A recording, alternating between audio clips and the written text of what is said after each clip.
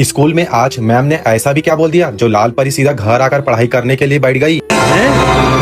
क्या? तो आज आया था लाल परी की स्कूल में लाल परी को घर ले जाने के लिए। तो लाल परी ने बताया कि आज तो स्कूल में मुझे आई कार्ड मिला है, और साथ में परी भी बता रही थी कि मुझे भी आई कार्ड मिला है। फिर लाल परी को अपने बसंती पे बैठाला और पूछा चलते हैं घर। फिर हाँ बोली तो आ गए हम लोग सीधा घर। लेकिन घर आने के बाद लाल परी की जो बातें सुना उसको सुनकर तो मैं तो हैरानी हो गया। आप भी सुनो ये क्या बोल रही है। चाचा, आज मैं पैसे कल में पेपर है। ये मुंह से सुपारी निकाल के बात कर रहे बाबा। इसके मुंह में पैदाशी सुपारी है, ये तोतला है।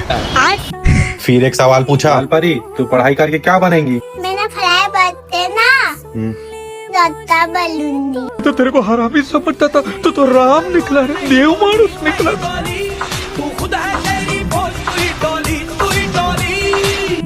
फिर थोड़ी देर बाद आकर देखा तो ये क्या बोल रही थी, मुझसे ना हो पाएगा। और मुझे क्या बोल दी इसने, चाचा हमारे यहाँ ऐसा ही होता है।